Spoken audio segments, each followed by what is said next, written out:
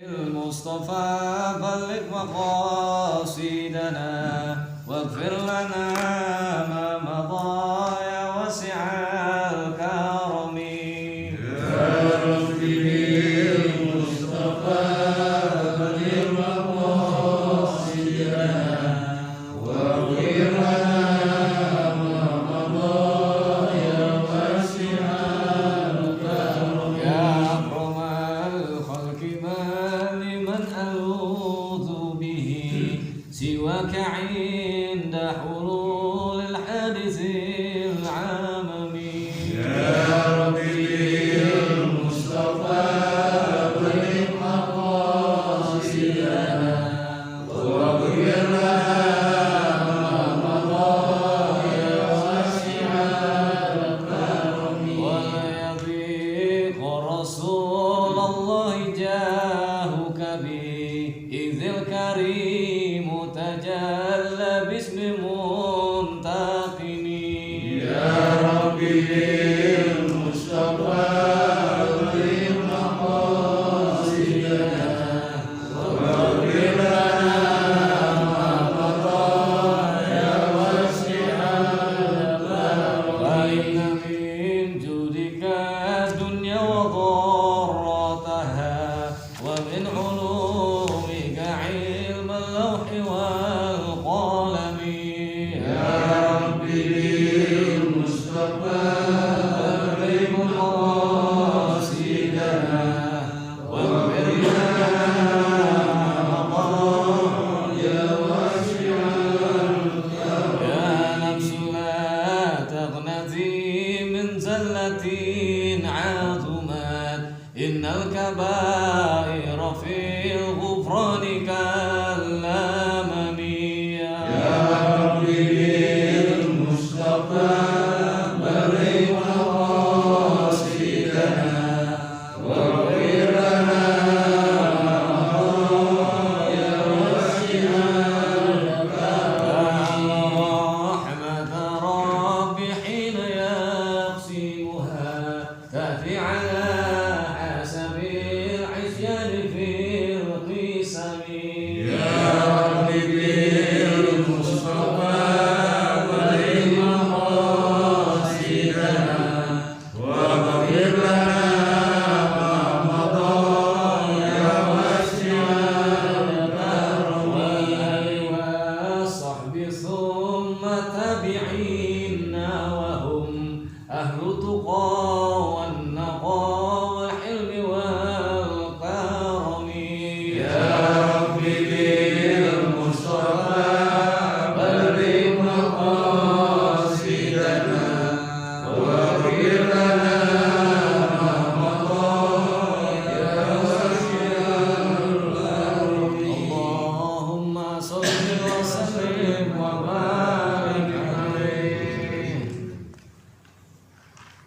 Assalamualaikum warahmatullahi wabarakatuh. Waalaikumsalam warahmatullahi wabarakatuh. Al-Fatihah ila billah sayyidina Muhammadin ya abdillah sallallahu alaihi wa alihi wa zurriyyati wa ali baiti summa ila wa sayyidina al-muhajir ila Allah Ahmad bin Isa wa sayyidina al-faqih al-muqaddam Muhammad bin Ali ba'alawi wa sayyidina al-habib Umar bin Abdurrahman al-Attas wa Ali bin Abdullah Baras wa sayyidina al-habib Abdullah bin Alwi bin Muhammad al-Haddad wa Salim bin Ahmad bin Jindan wa sayyidina Abu Salih bin Muhsin al-Hamid wa jami' syahadat al-abi alawi summa ila arwah wal ulama wa syuhada wa sholihin wa a'immati rasidin summa ila arwah walidina wa syekhina wa mu'alimina wa zawil huqyalina ajma'in summa ila arwah amwat ali hajar musalla minal muslimina wal muslimat wal mu'minin wal mu'minat khususan ila ruh almarhum pengarang kitab Al-Habib Abdul Mubin Safi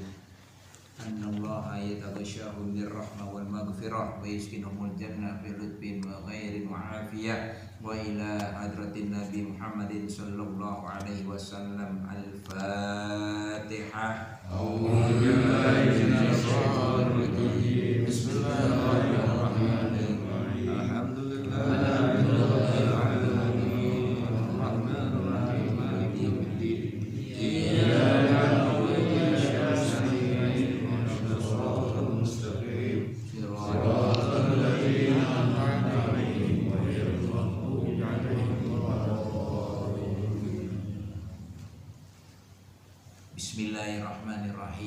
Alhamdulillahi Rabbil Alamin. Wa bihi nasta'inu ala umurid dunya waddin.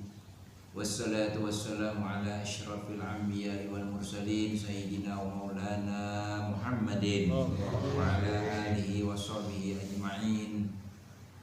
Amma ba'du, fa inna asdaqal hadis kitabullahi ta'ala wa khairal hadi Muhammadin sallallahu alaihi wasallam wa syarrul umuri muhdatsatuha wa kullu muhdatsatin bid'ah wa kullu bid'atin dhalalah wa kullu dhalalati finnar. Wa bi sanatil muhtasilin lil imamil mu'allifi rahimahullahu ta'ala wa adama nafabihi wa bi ulumihi wa bikum fid dharain amin radhiyallahu anhum. Para jamaah pengurus daripada Mushola Mujahidin, Bapak saudara-saudara yang saya hormati, jamaah sekalian, hadirin hadirat yang berbahagia. Alhamdulillah pada malam hari ini kita dapat berkumpul lagi di Mushola Mujahidin ini dalam rangka kita selalu isi kehidupan kita isi amal-amal ibadah kita, yaitu dengan menuntut ilmu. Mudah-mudahan dengan kehadiran kita di sini, mudah-mudahan Allah selalu panjangkan umur kita, dimudahkan segala urusan kita, dimurahkan rezeki kita yang halal, yang berkah, yang banyak, untuk menunjang amal ibadah kita kepada Allah Subhanahu wa taala, dan selalu dijaga daripada bala daripada musibah yang ada di dunia ini. Amin ya rabbal alamin. Hadirin yang saya hormati, marilah kita lanjutkan pelajaran kita pada malam hari ini, yaitu masih berkisar tentang orang yang meninggalkan sholat. Ini masih panjang banget ya.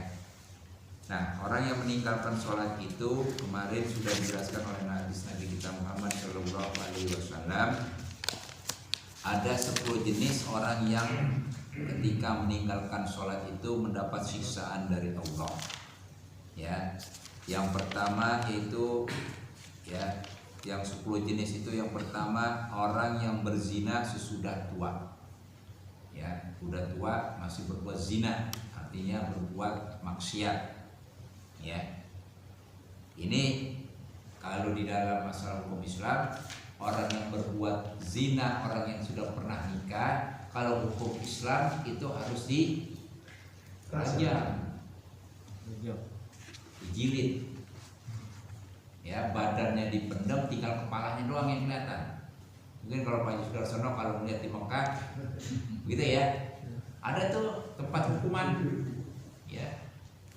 Jadi siapapun yang lewat, siapapun yang berlalu melihat orang yang sedang disiksa itu, lehernya yang dipendam badannya itu tinggal hanya leher.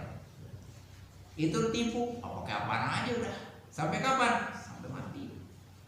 Itu orang yang berzina yang sudah pernah nikah. Kalau yang belum pernah nikah, hukumannya apa? Cambuk. Berapa? 100. Cambuk. Sakit juga sih.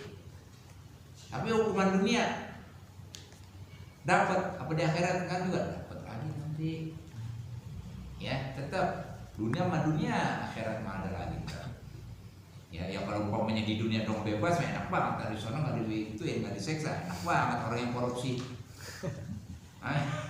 Yang korupsi di penjara doang. Ya, maling ayam 3 bulan. Yang korupsi enggak, cuma setahun bebas. Ya, enggak, hukuman dunia nggak sama seperti hukuman akhirat. Kan dalilnya ada, ayat Qur'annya jelas. Yang pernah kita baca apa tuh? Alaihissallahu biahkamil hakim.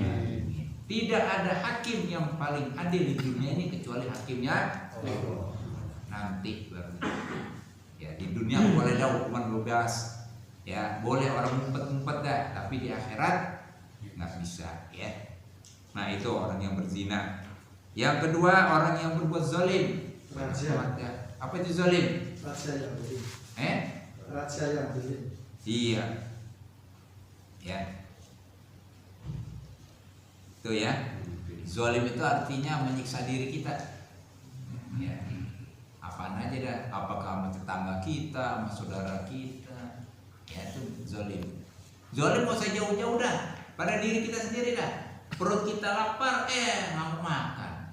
Mata kita udah ngantuk, nggak mau ditidurin. Itu udah zalim pada diri. Bagaimana dengan orang lain? Ya. Zalim apa sih? Ya, meletakkan sesuatu yang bukan pada tempatnya. Misalnya nih, Saya ngambil tisu di sini, ngurangin di sana. Karena zolim tuh, ya. Kita pinjam motornya sama siapa, nguranginnya ke siapa orang lain. Jangan. Harus sesuai dengan apa yang kita janjikan. Itu namanya zolim, ya. Jadi harus tepat. Nah, yang ketiga yaitu orang yang minum arak, mabuk dah, ya. Mabuk apa beli doang? Enggak Pak, hati-hati. Kalau kita di rumahnya ada anggur, dibikinin jus atau tape yang udah kadaluarsa, ada kelamaan, kita minum, maaf apa? Agak pusing-pusing itu haram, itu mabuk, ya. Anggur buah, ya, kita bikinin jus 3 hari kita nggak minum, kan berbusa tuh. Kita minum, mabuk, padahal bukan bir itu. Hati-hati, ya. Itu di rumah kita, ya. Kan anggur panas tuh, anggur kayak apa tuh, tape, ya. Kebanyakan makan tape cuma pusing, ya. Karena itu tape mengandung ragi, ya. Nah, itu campurnya itu yang bikin jadi mabuk tuh. Ya, kebanyakan juga, ya, jadi haram tuh. Nah, yang keempat itu orang yang durhaka ibu bapaknya dah, ya. Makanya kita jangan berbuat, ya, berbuat kasar, ya, bertindak semaunya aja sama orang tua. Kalau kita hitung-hitung, ya, orang tua dengan kita pengorbanannya jauh, ya, jauh. Nggak bisa kita hitung dengan uang. Itulah kebaikan orang tua, ya. Jangan kita nyakitin lah perasaannya, atau dengan kata-kata yang kasar lah, ya, atau membentak-bentak lagi. Jangan. Ini anak sekarang berani banget kapan membentak-bentak orang tua nih. Ya, inilah karena kurangnya agama yang diberikan kepadanya, ya. Nah, ini harus kita ajarkan, ya. Nah, yang kelima yaitu orang yang berjalan dengan mengumpat-ngumpat orang, artinya ngadu-ngadu orang, ngomongin orang dah, katakan. Jangan, ya. Ini banyak banget nih, ya. Diajak bisnis, salah sedikit kurang dikasihnya ngadu, begini dia kan begini. Nah, itu juga jangan. Ternyata mengumpat, ya, mengadu-ngadu akan kejelekan orang lain. Nah, yang keenam yaitu orang yang dusta, ya. Man kazzaba alayya muta'ammidan falyatabawwa maq'adahu minan nar. Siapa yang berdusta segala sesuatu yang tidak pernah diajarkan oleh Nabi, yang tidak pernah Nabi menyampaikan, apa yang tidak pernah disampaikan oleh Nabi, lalu kita sampaikan, itu namanya dusta, ya. Nah, siap-siap dah. Di mana tempatnya? Neraka, ya. Nah, yang ketujuh yaitu orang yang tidak mau memberi zakat. Nah, ntar yang akan kita bahas nih pelajaran lanjutan kita nanti, ya. Orang yang tidak mau membayar zakat, nah, katanya itu janganlah sampai nanti harta itu akan menuntut pada diri kita, ya. Harta tuh. Yang kedelapan, orang yang menganiaya orang, ya. Ambil hak orang, ya. Nah, orang jatahnya ini dikurang-kurangin.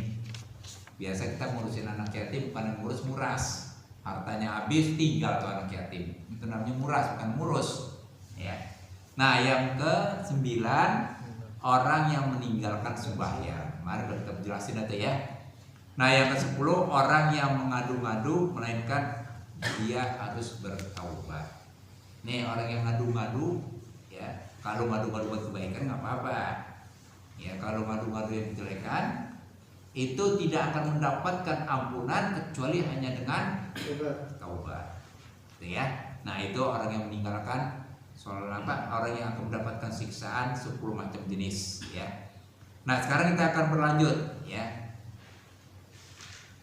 Adapun orang yang meninggalkan sembahyang atau sholat itu, ya, berganda-ganda, artinya bertumpuk-tumpuk apanya? Siksaannya, ya. Maka didatangkan pada hari kiamat orang yang meninggalkan sholat itu, padahal padahal menghantarkan kedua tangannya itu nanti atas tengkoknya. Ini orang yang meninggalkan sholat, nanti tangannya itu akan menghantarkan pada dirinya seperti apa itu tadi? Ya, tangannya itu di atas tengkuknya. Ini maka begini Pak nih. Ya, ini tangan kita gini, ini nggak boleh nih. Ya nggak boleh nih. Kalau kita bangun tidur kan apa tuh gini nih, nggak boleh. Ini aja nih tangan kita, ini hukumnya makruh nih. Makanya kalau kita ngambil air wudhu jangan begini. Ya ini ngadu tangan, ini makruh. Mestinya bagaimana? Nih air ngocor gitu ya. Nah ini ngambil lagi gitu. Jangan begini, ini makruh. Tuh. Ya kita usap. Ya 3 kali kan ya. Nah 3 kali selesai balik lagi mari. Tuh. Jangan begini. Banyak kan kita begini ya. Ini makruh. Apa sih makruh? Perbuatan yang tidak bernilai pahala bahkan dibenci oleh Allah. Itu makruh. Makruh dikerjakan terus menerus, kita udah tahu ala baru kata makruh. Menganggap enteng hukum, hati-hati Pak. Kalau kita belum bisa mengerjakan yang namanya kewajiban atau yang namanya sunnah, jangan sekali-kali kita nentang. Kalau kita berani nentang, maka kufurlah kita terhadap kufur amal. Bukan kufur iman, bukan. Kufurnya kufur amal. Berarti kita tidak mempercayai apa yang disampaikan oleh Rasulullah. Ya, kita sholat aja kalau nggak ngikutin Rasul bisa nggak? Nggak bisa. Emang pernah kita lihat Nabi Rasul sholat? Belum pernah lihat. Alif Pak Haji Sudarsono sering ke Mekah sana bolak-balik melihat cara Nabi sholat kali ketemu. Belum pernah ada yang lihat. Paling para sahabat yang dekat sama beliau. Kalau kita jauh berapa puluh tahun, berapa puluh abad kita dari kita ke Nabi Muhammad. Ya, makanya kata Nabi, "Shollu kama ra'aitumuni usolli." Sholatlah kamu seperti kamu melihat aku sholat. Bagaimana cara sholat? Ya perhatikan. Ya, kita cuma baca aqimis sholat, inna sholata tanha 'anil fahsya'i wal munkar. Apalagi sholat doang? Enggak, kalau kita udah sholat, perbuatan keji dan munkar kita harus kerjain itu, artikan dalam ibadah sholat kita. Jangan ketika lagi sholat itu banget takwa banget, taubat, wa ilaha illallah, sampai di sholat astagfirullahaladzim. Tapi selesai sholat berbuat lagi maksiat, ya itu mah taubat sambal namanya itu. Ya, jangan. Ya, jadi kalau kita sholat, bagaimana sih caranya Nabi sholat? Nah kita lihat nih, sholli farrol isya, mau sholli farrol isya'i, Allahu Akbar, baru turun. Ada orang Allahu Akbar, panjang banget di sini ini, masih di atas. Allahu Akbar. Kayak As'ad kalau sholat lihat, Haji kenalan ya, kayak As'ad kalau sholatnya tertil banget, hati-hati buat nggak goyang. Saya lihatin sholatnya musuh, nggak pernah goyang badannya nggak. Ya itu kayak As'ad. Ya. Ini kalau kita sholat kita pakai sorban nih, ya, pakai sorban kayak atau apa kayak peci kita jatuh kayak, jangan di sujud di atas peci kita yang jatuh. Atau sorban kita lagi sholatnya, mau ruku atau mau sujud, jatuh sorban di atas tempat sujud kita. Jangan sekali-kali kita sujud di atas tintin. Singkirin. Kenapa? Karena kita nggak punya hajat. Ini yang dikatakan makruh. Ya, kecuali kalau kita dari awal kita taruh tempat sujud kita, nggak jadi masalah. Berarti kita punya hajat. Tapi kalau kita nggak punya hajat, jangan sekali-kali kita sholat, sorban kita jatuh, sujud tempat sujud kita, makruh. Singkirin. Nah, baru kita sujud.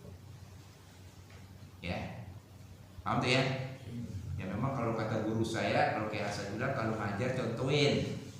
Kalau mau dicontohin susah, ntar orang bingung, katanya doang, mau contohin bingung orangnya. Itu satu. Nah, ketika sholat ini nih, apa nih? Jari kita lurus dengan telinga. Ya. Jangan sujud begini nih tangan tuh. Ini sikut kita dimentokin ke lantai. Jangan diangkat. Tuh. Ya jadi sujudnya kita pas tuh telinga kita. Ya. Nah udah begitu kalau orang perempuan memang nggak jangan jauh-jauh perempuan. Ya perempuan itu rapat. Ya ibarat kasarnya gini, kalau laki-laki kalau sholatnya rapat ada yang kejepit. Ya paham dah? Betul. Iya. Kalau perempuan memang harus rapat, nggak boleh renggang. Dilindungi, ada yang dilindungi. Bener ya? Iya. Yang menjabar ya? Iya. Kalau laki dirapetin ada yang ngejepit kan. Makanya agak renggang dikit. Ya. Dirinya waktu diri. Ya dirinya begitu diri. Diri juga harus berdasarkan posisi pundak. Lurus. Jangan bongkok kita sholat, Pak. Angkat badan kita. Ya Allahu Akbar. Jangan begini. Ya, jadi agak tegap tapi pandangan mata kita tempat ke sujud. Ya. Terus apa lagi? Kalau berdiri bangun dari sujud, ya bangun dari sujud rakaat kedua nih. Sunnah duduk dulu. Duduk. Ya, sekedar subhanallah. Sekedar subhanallah duduk. Apa manfaatnya? Kalau kita nggak duduk dulu, bagi orang yang tua, apalagi orang yang punya darah tinggi, pusing habis sujud dia langsung diri, takut jatuh. Makanya dikhawatirkan sunnah sekedar subhanallah duduk dulu baru diri lagi. Dan dirinya jangan sombong. Ya, dirinya kita lagi mau rakaat kedua jangan sombong, Pak. Ada lagi sholat ada kesombongan. Jangan dikira enggak, Pak. Kalau kita berdiri mau sholat, ini tetap kita mau diri nih, maaf nih saya contohin. Ini kita mau habis subhanallah duduk, ya kan sujud nih. Allah, diri dulu apa duduk dulu, baru diri. Nah dirinya kita harus dibantu dengan tangan kita. Tuh. Ya, jangan dirinya Allah ngangkat nih, ini namanya sombong. Ya. Jadi kita harus minta bantuan ke bumi. Ya, jangan sekali-kali kita mentang-mentang kita masih kuat, diri aja berdasarkan megang paha kita sendiri. Jangan, itu namanya sombong.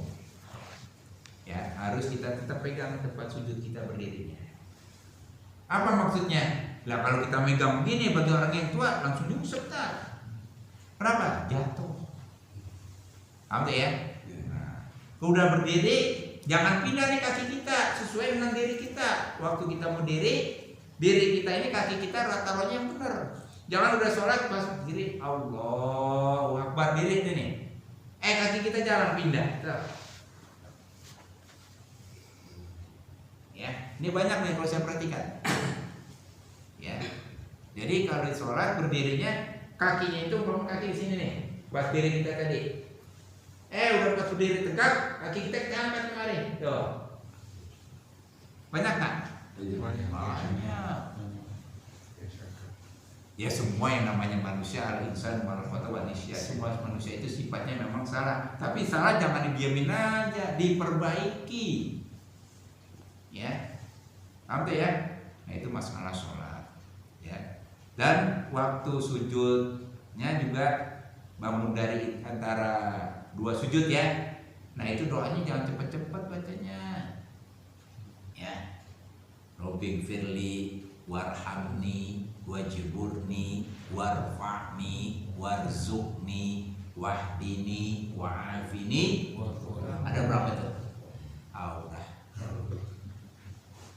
8. Ya, ada 8 tuh. Itu doa bagus banget itu, jangan disia-siakan tuh.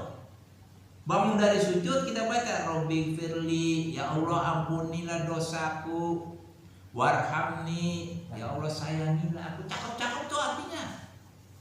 Wazburni apa tuh? Bersihkan diriku dari segala dosa. Warfa'ni, angkat derajat saya. Tuh cakep-cakep Pak. Coba dah kalau Bapak lihat, perhatikan arti itu cakep banget. Kalau kita kan Robbi firli warhamni wajburni warfa'ni warzuqni wahdini wa'afini wa'afani, cepet banget. Atu-atu. Coba kita kalau menghadap ke pejabat dengan cara ngomongnya cepat, kira-kira ditanggapin nggak? Enggak. Kagak paham orang. Begitu juga Allah ya, gitu ya Pak ya. pelan-pelan, hati-hati. Makanya kalau mau ngadep seorang pejabat, cari orang yang pintar ngomong, yang bahasanya baik. Ya begitu juga kita menghadap Allah.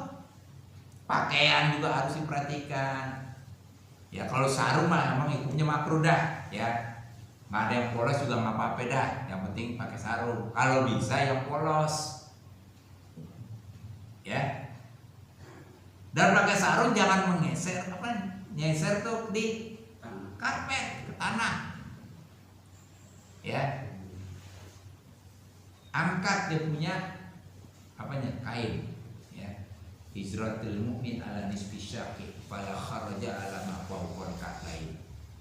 Cara seorang mukmin itu memakai sarung, pakai kain, hendaklah setengah betis.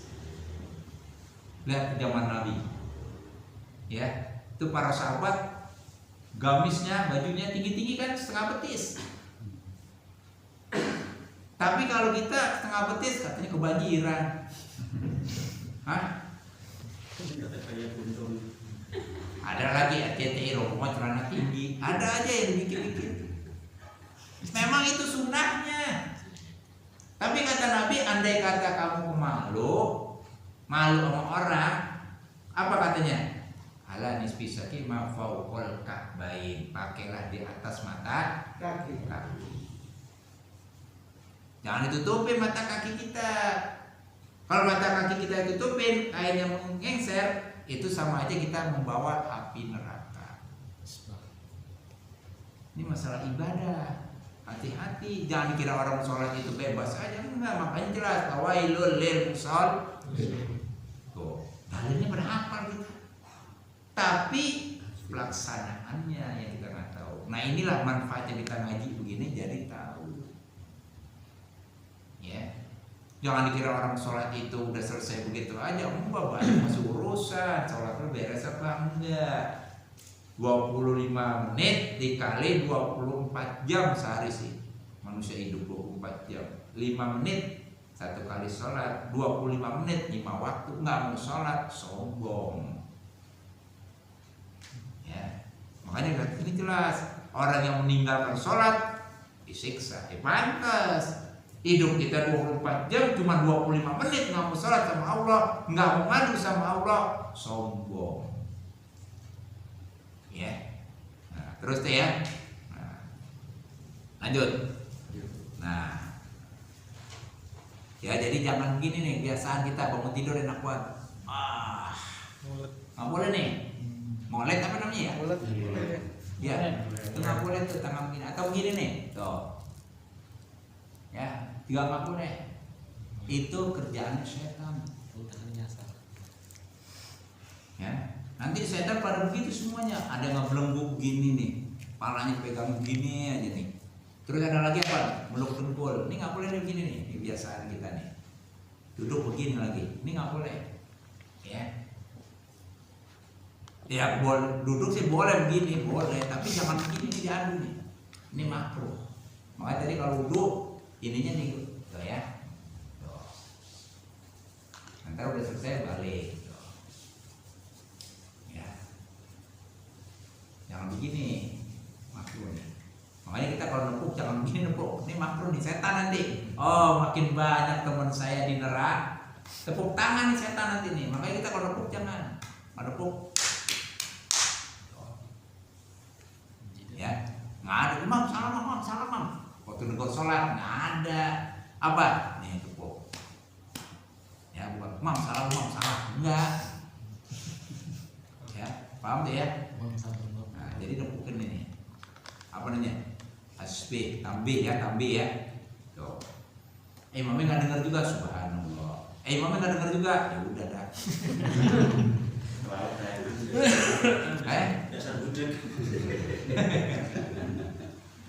Ya kalau imam yang kita lihat nih, imam kita lihat ada teh cicak jatuh basah, kan imam nggak tahu tuh.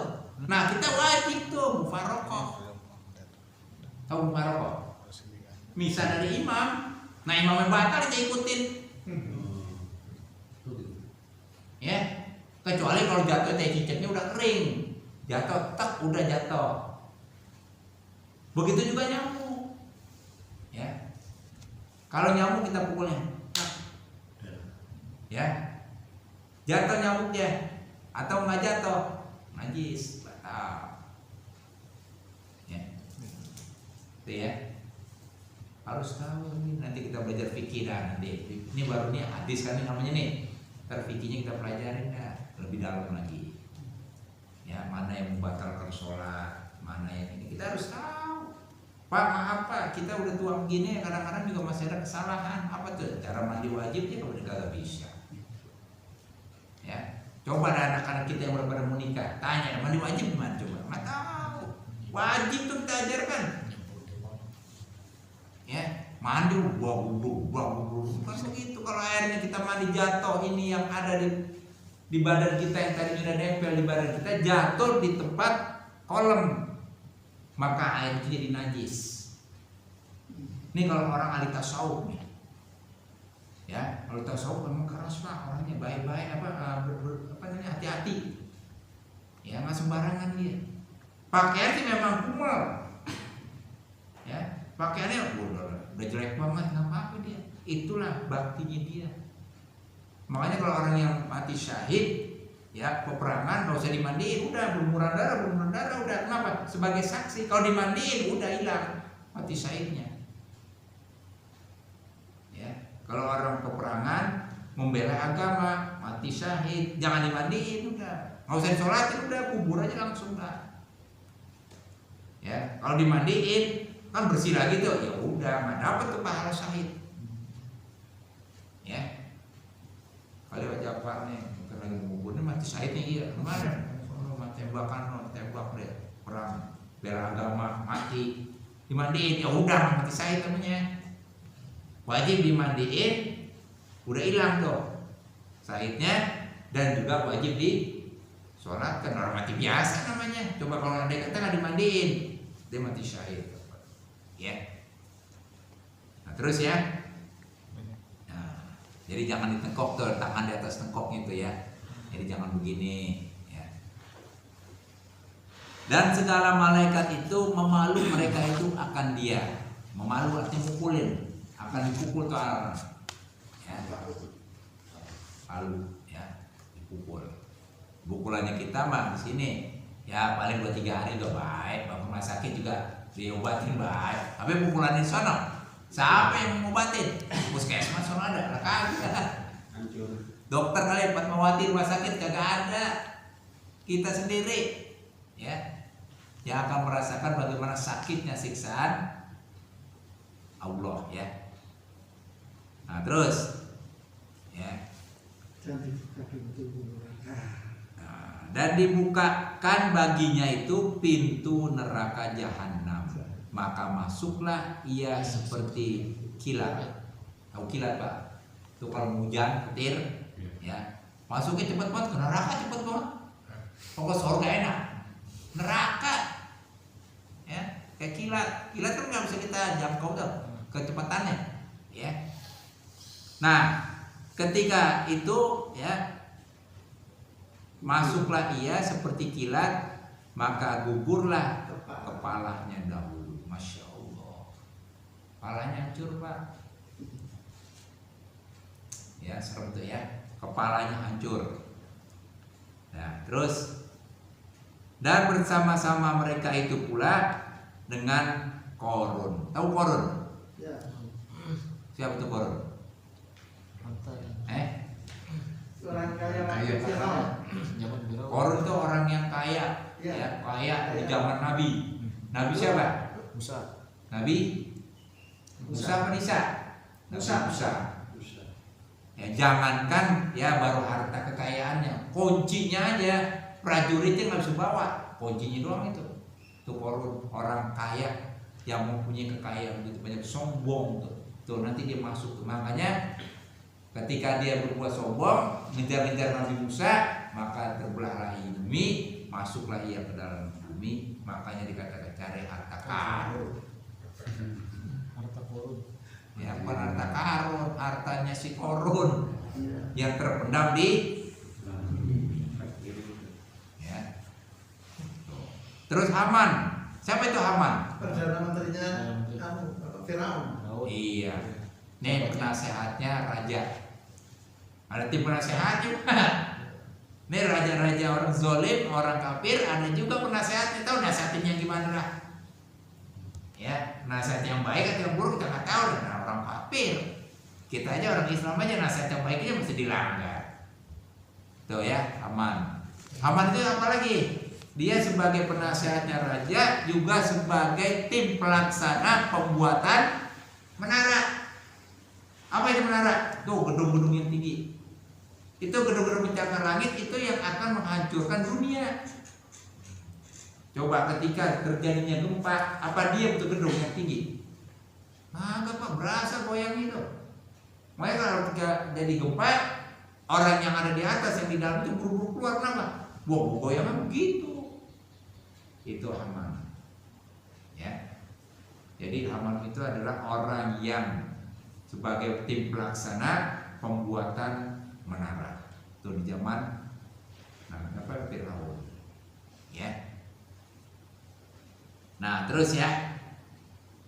Nah, bersama Qarun dan Haman di neraka yang ke bawah banget, paling bawah. Padahal kita neraka jahanam, serem banget namanya. Tapi nerakanya paling adem itu. Ya, neraka jahanam katanya itu namanya serem banget. Tapi itu neraka yang paling adem. Ada lagi yang paling parah dari dia, ada. Ya, ada masalah kutubis syakor qalu alam nakum minal solin. Neraka sakor, ada neraka sakor, ada neraka jahanam. Neraka sakor paling bawah lagi itu siapa? Mengapa kamu nggak sholat? Qalu alam nakum minal solin. Jawabannya karena aku nggak tahu. Nah makanya Nabi contohkan tadi, shollu kama ra'aitumuni usolli. Ya, harus belajar, harus tahu. Ya jangan mentang-mentang kita udah tahu begini nggak kayak belajar lagi, salah ntar. Takut dikhawatirkan salah-salah buatan kita terpelintir nanti ya. Ada juga yang mengatakan, Pak saya udah sholat nggak kaya-kaya. Emang sholat mencari kekayaan? Nah bukan.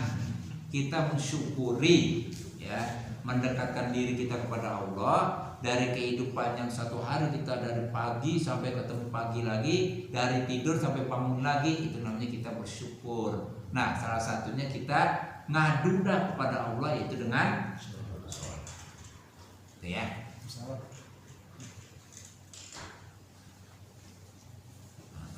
Terus ya, dan ceritanya lagi nih daripada Rasulullah Shallallahu Alaihi Wasallam ya bersabda, ia tiada halal harta zakat diberikan itu pada orang yang meninggalkan sembahyang. Kalau kita ini besok mau puasa nih lebaran ya, kalau ngasih zakat jangan pada orang yang nggak sembahyang. Ya, orang nggak sembahyang, udah orang Islam tapi nggak sembahyang ngasih zakat, salah.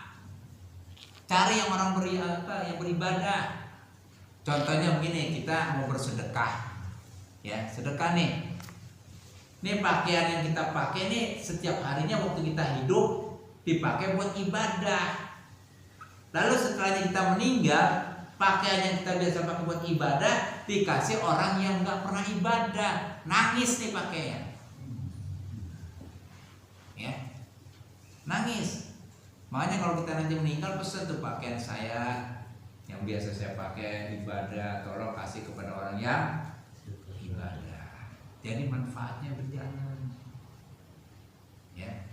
Apalagi kalau orang meninggal dunia, buru-buru lah tuh kalau orang meninggal dunia pakaian yang kita pakai itu kan pakaian dunia tuh ya. Copot-copotin buru-buru dah. Tidurnya apa? Taruhnya jenazah udah jangan pakai apalagi kasur lagi. Udah geletakinnya sih di bawah. Tega banget, bukan masalah tega, manusia memang sifatnya tega, tapi memang harusnya begitu. Ini masalah karpet nih, taruh jenazah di karpet nih umpamanya nih. Ini kan karpet dunia, ada nggak campur dosa? Ada nggak? Ada. Apanya? Mungkin cara bahannya beli kemarin korupsi dikit masuk karpet. Beli pewarnanya, musuhnya umpamanya 1 juta dikurangin, umpamanya dinaikin jadi 1,5 juta. Kan masuk itu ke dalam hitungan dunia. Orang yang meninggal dunia ditidurin di situ. Itu dunia, makanya lepas. Ya. pakaiannya kayak apaan udah lepas, udah nggak usah pakai apa-apa, tutupin aja udah. Makanya supaya jangan tega, laksanakan secepatnya, urusin itu buru-buru, itu manfaatnya. Aduh tega banget jenazahnya didiemin gitu. Nah supaya jangan kita bilang tega, rapiin buru-buru. Apaan? Setelahnya dia meninggal, ya taruhlah setengah jam, mandiin dah. Keuntungannya ada nggak? Banyak. Andai kata nih orang meninggal lah, katakan meninggalnya jam 8, setengah 9 mandiin. Setelahnya dimandikan, kan rapi tuh dibungkus. Anaknya pulang dari luar negeri, Arab umpamanya. Dia nggak bisa lama-lama di Indonesia umpamanya, pengen buru-buru balik lagi. Nah melihat jenazah bapaknya atau ibunya yang meninggal udah disiapkan, udah dimandikan, udah dikafani, udah siap, boleh nggak anak itu nyolatin diri? Boleh. Sholatin diri, sholatin Allahu Akbar, Allahu Akbar, Allah 4 kali kan? Udah selesai, dia berangkat lagi ke tempat kerjaannya. Ada nggak manfaatnya? Wah ada keuntungannya. Tapi kalau dia berani mandiin, sholatin, bisa nggak? Ya nggak sah. Ya, paham tuh ya? Makanya itu keuntungannya. Kalau orang meninggal dunia buru-buru lepas pakaiannya, kita bilang, aduh tega banget Ustaz katanya. Kok begitu banget sih orang meninggal yang begitu? Ya dia sih nggak ini, dia nggak mikir lagi dunia. Jangankan dunia yang dipikirin, ngucap subhanallah aja udah nggak bisa, ngucap Allah aja udah nggak bisa. Makanya kita wajib bantu. Orang yang meninggal dunia itu ibarat orang yang tenggelam dalam laut. Waktu di dunia diperebut itu emas, uang, intan, pada perebutan. Ketika dicebur di laut, ya tenggelam di dalam laut, kita lemparin tuh emas yang tadi diperebutin, emasnya, uangnya, intannya dilemparin ke laut. Mau nggak diambil? Kagak, lemparin ban bekas. Mau nggak diambil ban bekas? Mau apa yang di ban bekas itu emas yang diambil? Ban bekas. Kenapa? Pertolongan. Begitu juga orang yang meninggal sama seperti orang yang tenggelam dalam laut tadi, tolong. Kita nggak pada dengar. Nah kalau kita dengar enak banget pada kabur. Ya, kita nggak pada dengar. Kita Ipul tolongin ibu, Ipul tolongin bapak tolongin. Nggak dengar Ipul. Nggak dengar. Ya. Waktu meninggal aja tuh orang tua kita udah nangis itu ngeliatin kita. Tolongin apa gua, tolongin, minta tolong itu. Mau kita nggak pernah denger. Ntar pernah ngerasain nggak? Ya, pada ngerasain satu-satu nanti. Apa benar yang dibilang Ustaz? Silakan dah, kalau nggak percaya mati duluan. Coba deh kalau. Kalau enak udah diem aja sana. Kalau nggak enak kita balik lagi, bisa nggak? Nggak bisa. Ada orang yang meninggal balik lagi ke dunia? Kagak ada. Ya. Itu ya. Nah, jadi kalau bisa bayar zakat itu jangan pada orang yang nggak sholat, jangan. Ya. Apalagi kita ya bersedekah. Ya. Nah terus, dan tiada harus kita sekedudukannya artinya satu jabatan lah, katakan satu tempat gitu ya, dengan orang-orang begitu jangan. Apalagi satu kampung, kita orang ahli ibadah, dia maksiat, kita sholat di masjid, kita ibadah di sholat, dia mabuk di rumahnya. Itu yang begitu tuh bikin kacau kita Pak, membawa sial buat kita. Ya, jangan yang begitu. Kalau ada orang yang nggak sholat, kita ituin, perintahkan. Ya, itu namanya kemungkaran. Ya, nah jangan ada kalau ada orang yang nggak mau bayar yang nggak mau sholat, terus kita bayar zakat sama dia, jangan. Cari masih banyak orang yang masih ibadah, yang masih butuh. Ya. Nah terus ya,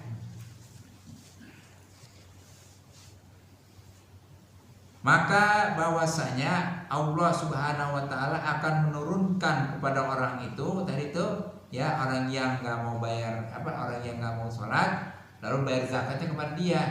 Nah Allah akan melaknat atasnya. Yang pertama mukanya hitam pada hari kiamat, hitam mukanya semua. Padahal mandinya rajin banget, Orang mandiin sehari 2 kali, dia mungkin 5 kali mandinya. Tapi pas hari kiamat hitam. Ya. Nah itu orang yang nggak sholat. Nah terus orang yang meninggalkan sembahyang itu tadi, jadi mukanya hitam ya pada hari kiamat.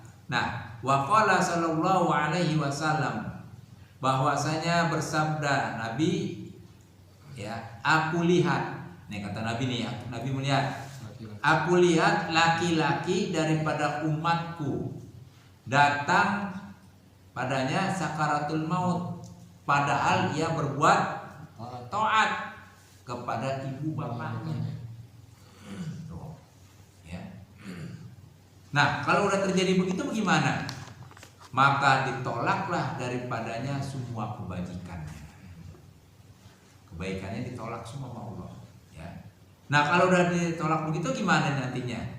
Dan aku lihat lagi seorang laki-laki daripada umatku, ya, sahnya mengenai siksa kubur. Nih siksaan kubur nih, ya.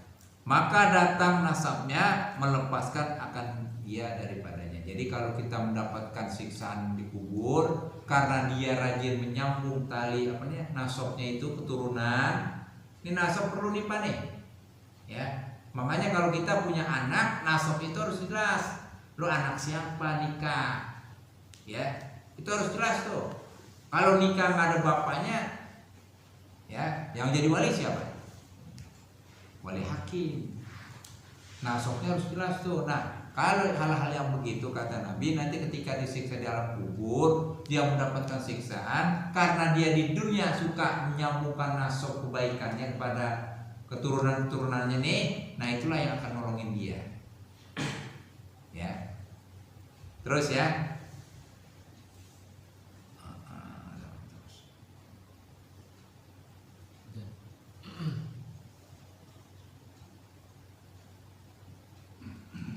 Dan aku lihat lagi seorang laki-laki daripada umatku satu, umatku sahnya telah sampailah padanya malaikat Zabaniyah yang hendak menyiksa dia hingga datangnya zikir dan tasbih yang menyebabkan dia menjadi suci kembali. Ya, jadi kalau orang, ya, yang kata Nabi sampainya malaikat Zabaniyah itu, malaikat Zabaniyah malaikat yang menyiksa tuh, mau menyiksa kita nih, ya, karena kita adanya zikir dan tasbih itu yang akan menyelamatkan kita, akan melindungi kita nanti. Wah, ini orang biasa tasbih nih, biasa zikir di dunia. Nah, malaikat Zabaniyah tadinya mau datang pada kita tuh menyiksa di alam kubur karena biasa kita zikir dan baca tasbih, itulah akan menjadikan penyelamat buat kita. Makanya kan ada tuh, ya, kalimatani, ya, khafifatani, ya, sakilatani ala mizan, yaitu subhanallah walhamdulillah wala ilaha illallah. Ringan diucapkan, berat nanti ditimbangan. Apa itu? Subhanallah walhamdulillah wala ilaha illallah. Apalagi kita sering baca selawat. Nih lagi begini baca selawat kan banyakin dah. Lagi corona, selawat banyakin. Siapa orang yang biasa membaca selawat, menyebut namaku kata Nabi, nanti akan aku berikan syafaat di yaumil kiamah. Ya. Nih sorban yang Nabi pakai, ini sorban itu jangan dikira cuma kain doang, itu ada manfaatnya besar. Kalau kita umatnya Nabi Muhammad ketika nanti ditimbang yang namanya menuju alam timbangan nisab, kan ditimbang tuh banyakkan mana antara kebaikan dan keburukannya. Andai kata banyaknya keburukannya, kejahatannya kebaikannya kurang, datang tuh bantuan syafaatnya Nabi, melihat, oh ini umatku nih, oh ini Syaiful nih, rajin banget, orang belum datang udah azan di Musola Mujahidin, rajin banget, timbangannya kurang banyak kan, kejahatannya masih, datang bantuan pertolongan syafaat Nabi, ditaruhin tuh sorbannya Nabi, taruh, jadi berat ditimbangan kebaikan. Makanya banyak-banyak baca sholawat. Bol, jangan nyanyi mulu, nyanyi dangdutan mulu, ada artinya ya. Tasbih banyakin, tasbih, sholawat, itu yang akan nolongin kita nanti di sana. Ya, ini jadi sorbannya taruhin Nabi. Berat timbangan kita kebaikannya. Kalah itu kejahatan. Jadi kebaikan yang banyak. Ya, itulah manfaatnya kita baca tasbih, zikir dan sholawat. Ya. Habis dah? Belum? Baru 8:30. Jangan lihat ini Ustaz. Jangan lihat sini, sudah sana. Ini yang benar. Soalnya Jemnya kagak ngomong, saya nggak tahu. Terus saya dikit lagi ya. Ya.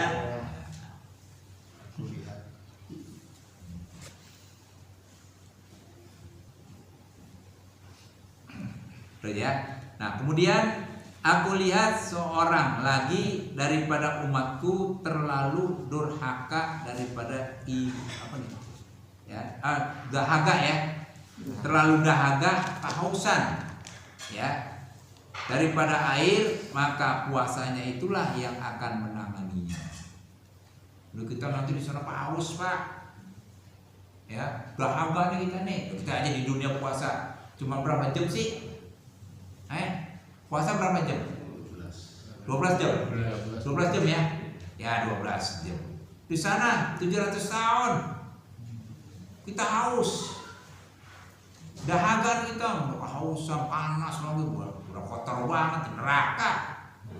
Nah karena kita sering puasa, apalagi puasanya puasa yang namanya puasa Rajab, puasa sunnah, puasa wajib, apalagi ya. Nah itu karena kita puasa, itulah yang akan memberikan air minum kita nanti di sana. Ya, kalau kita rajin puasa, ya makanya kalau puasa Ramadan jangan ditinggal tuh. Ya, kita udah puasa, nyerempet dikit, kena tuh yang namanya apa? Hukuman. Ya, kena tuh yang namanya diat, hukuman.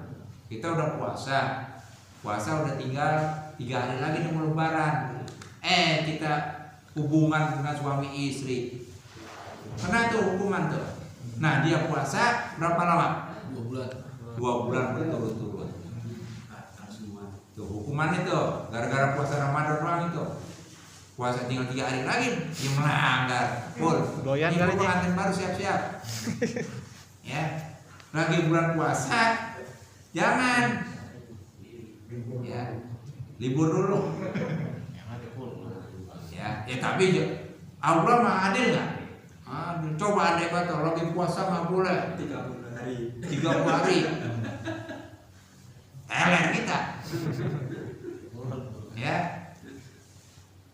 Nih makanan kalau di siang hari haram, lagi puasa. Tahu haram.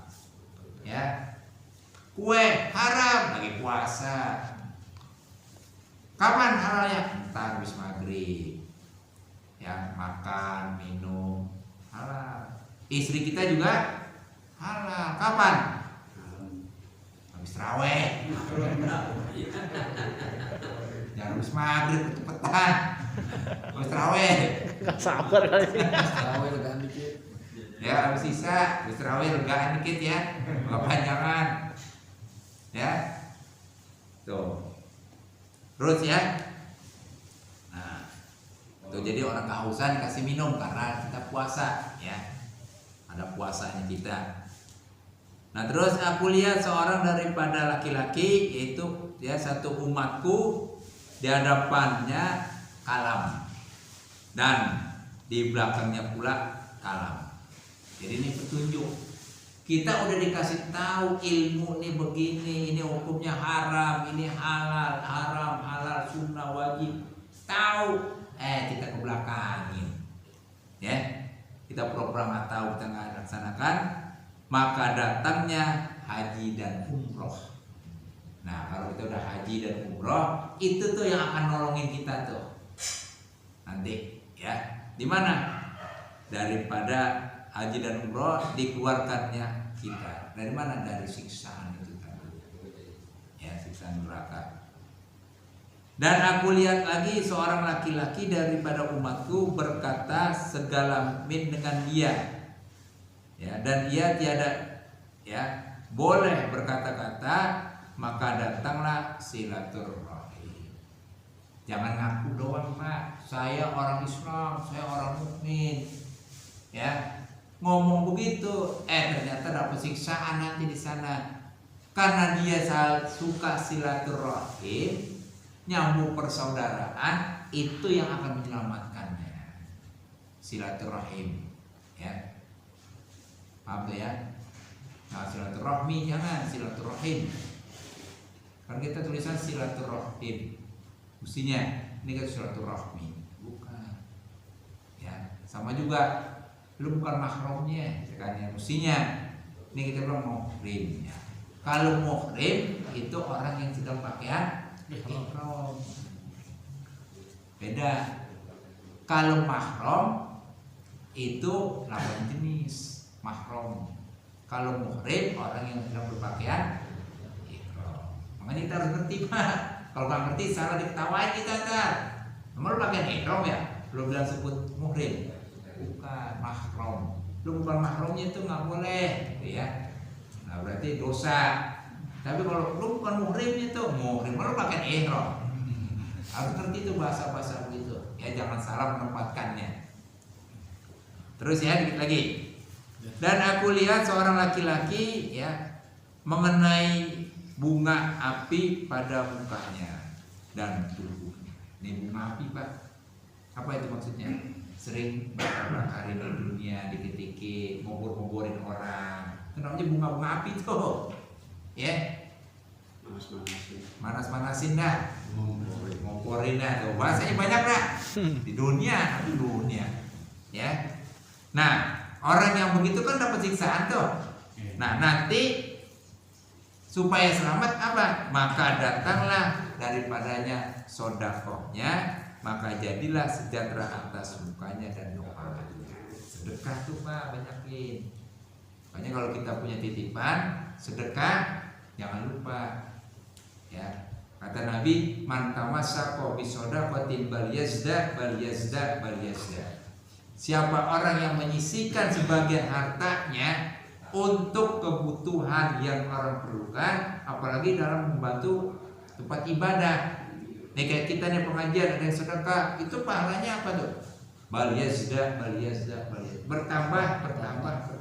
Memang keuntungan dunia berkurang, tapi untuk akhirat bertambah. Ya, insya Allah rezeki kita nggak akan kurang kalau kita bisa ya menempatkan diri kita untuk kebaikan. Ya, cukuplah selesai gitu ya. Pas ya jam 9. Nah, maka selesai pula lah judul yang pertama, yaitu tentang ya meninggalkan sholat. Fi uqubati tarkis sholat, ya orang yang meninggalkan sholat. Selesai dari bab pertama ya. Mudah-mudahan apa yang kita pelajari bermanfaat buat kita sehingga kita dapat mengamalkannya dalam kehidupan kita sehari-hari. Ya. Ada yang bertanya silakan bertanya ya. Ya. Kalau mengenai sok, karena ada kadang-kadang yang suka ini tidak sesuai dengan ruangan. Nah, itu bagaimana menyikapi itu? Misalnya kan ada kadang-kadang orang sholat ini udah porsi bener nih, sajadah miring. Saya minta penjelasannya. Nah, kalau masalah salat itu, masalah sop ya atau berdirinya kita, itu kalau kita sudah yakin waktu pertama kali membangun ini, Nah, itu yang saya maksud. nih membangun ini, dia udah jelas belum ukurannya. Makanya kalau tempat mendirikan sholat itu nggak sembarangan, ya. Kalau kata Kiai As'ad, kalau orang sholat Jumat masjid itu masih menerima, di sana udah bikin sholat lagi. Nah, itu harus berlomba-lomba tuh. Kenapa? Karena masjid yang pertama kali dibangun masih bisa menampung orang, ya, masih banyak buat nerima jamaah lagi. Sekarang udah bikin masjid lagi. Andai kata terjadi begitu, ya, nah itu siapa yang lebih dahulu takbiratul ihramnya itu yang terima sholatnya. Ya, kalau dulu di zaman kita kan nih, kalau belum ada ini kan antara masjid Salafiyah ya, Salafiyah ketemu-temu dengan Al-Fajri. Ya, Al-Fajri. Kemudian baru sana tuh Guru Hijau, Guru Amin, Nasrul Minallah. 3 tuh. Kan jauh tuh. Nah, itu nggak apa-apa. Sampai guru kita Ki Ahmad Zainuddin sholatnya ntar di Al-Fajri, ntar di Salafiyah, pindah-pindah tuh. Karena jauh. Nah, sekarang masjid udah enak. Udah bisa nampung jamaah yang begitu banyak, udah bikin lagi masjid. Nah, itu harus lebih dahulu, khotib harus ngerti. Ya. Makanya apa kalau kita jangan memandang orang yang berpakai sorban, pakai baju rapi itu khotib, belum tentu benar, Pak. Maaf, bukan saya nyinggung ya. Saya pernah lihat sendiri sih. Oh, lu pakainya cakupan boleh dipanggil kiai, tapi secara keilmuan ya. Masalahnya di kampus saya tuh masjidnya udah berdiri lama, tapi perubahan shop nih baru belum lama nih. Perubahan apa nih? Semuanya atau satu orang?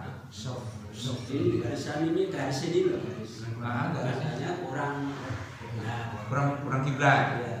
Kita tahu nggak ukuran kiblatnya sampai di mana? Kalau kita kan gini, Ka'bah begini. Kalau kita masih menuju sasaran dia masih sah. Tapi kalau udah nyimpang, ya, ini Ka'bahnya, kita kesana gitu dikit aja, nah itu udah nggak sah. Tapi kalau kita lihat kita berdiri di mana nih, ya, garis khatulistiwa yang mana kita, nah kita harus tahu ukurannya. Walaupun kita di sini nih, kita cuma sedikit dapat, itu udah sah. Ya itu kan bangunan masjid kan dari Masjid Saiful Air. Iya, udah ada kan? Udah ada. Iya. Terus tapi tetap. Terus dibangun generasi penerus tuh om saya. Setelah om saya masih ada nggak berani itu. Nggak berani apanya? Nggak berani ngerubah ini garis. Tetap yang lama. Iya. Setelah meninggal beberapa setahun ke 2 tahun itu baru ini Berubah jauh sampai habis ini kami sini bisa 3 meter lebih. Dari mana dia tahunya begitu? Ya. Nah itu pernah terjadi Pak, belum lama ya. Iya. Itu urusan dari kantor departemen agama itu mengatakan semacam itu, diukur katanya. Lah emang kita bumi ini memang bergeser, tapi bergeserannya itu kan nggak begitu jauh. Ya artinya begini, ini kita biasa kiblat sana nih, yang ngikutin kiblat gitu ya. Ini kiblat kita nih Ka'bah. Hanya walaupun sedikit miring kita, itu masih sah. Masih sah. Kecuali kalau kita udah nyimpang ke sana gitu. Ada tuh salah satu jamaah saya tuh, Ustaz. Jadi berpatokan begini Pak, dia berpatokannya masjid lurus dengan jalan raya. Nah kalau di musola saya kayak begini nih musola nih, dia sholatnya miring, tuh jadi begitu tuh, musola dia miring. Nah orang-orang kan lurus, dia miring begini. Tapi kalau sholat di masjid, begini dia. Keyakinannya dari mana? Ini yang bikin kacau. Walaupun kita sedikit hanya menghadapkan nih dada kita menghadap Ka'bah sah.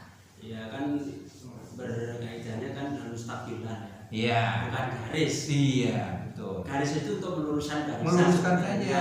Menurut saya itu pun datangin orang dari Surabaya, bayar berapa? Itu saya sayang banget itu Ustaz. Makanya itu saya mungkin cari dalilnya dari mana ini seperti ini gitu loh. Ya, kalau saya seperti itu pernah katakan, misalnya kita mau ke RT 9 maka harus ke RT 9-nya. Kan nggak mungkin. RT 9 itu berbagi berapa kakak. Nah, kalau kita masih kesusahan di pikiran, ya masuk ke RT 9 kan, bukan harus ke RT-nya gitu loh. Kalau Ka'bah ya nggak mungkin ke Ka'bahnya gitu loh.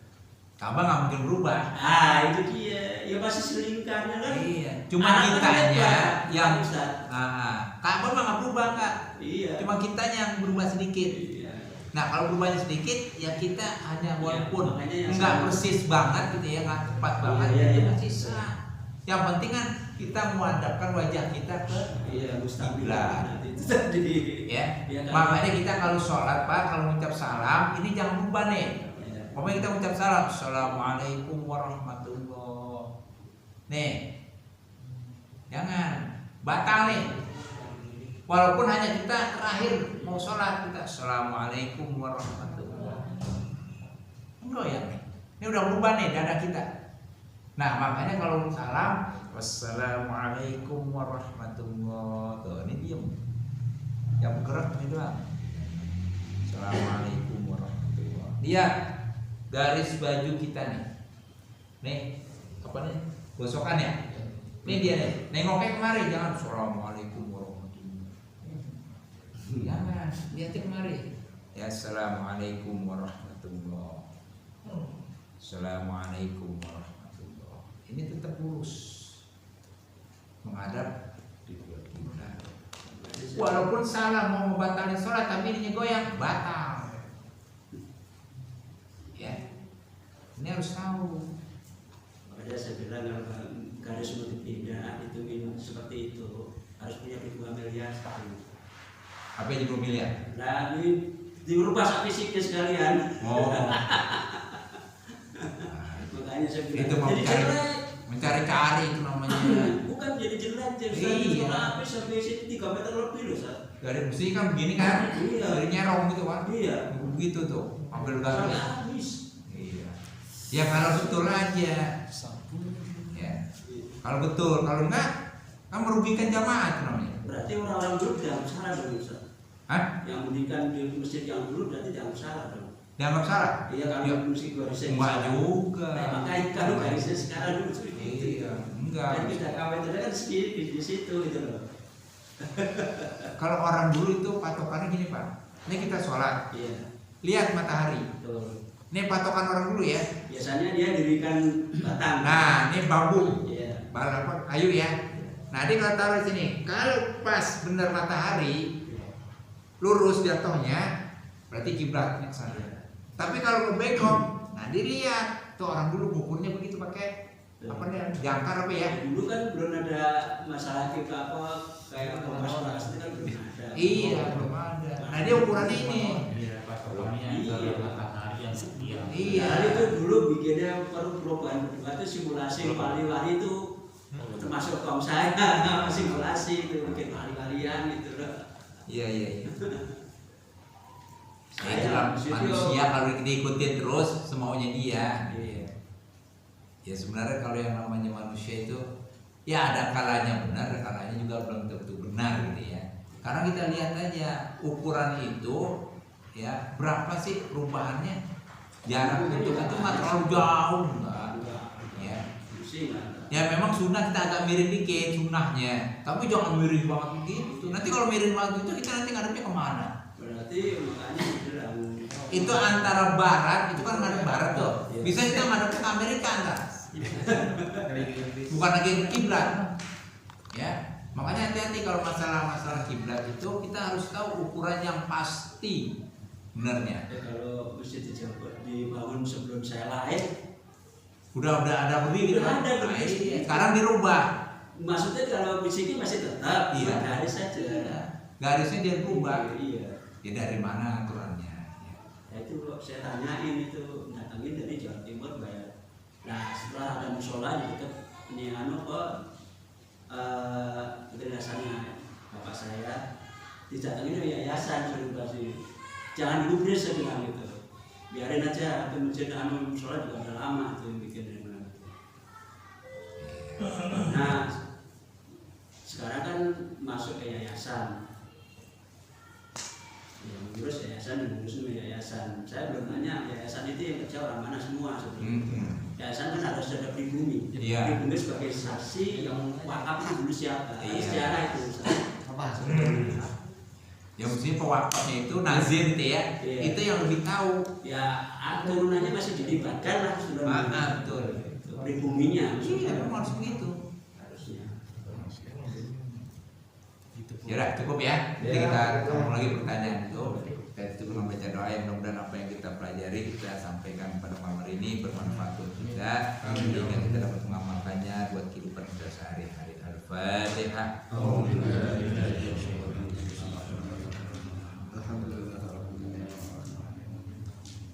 Iya,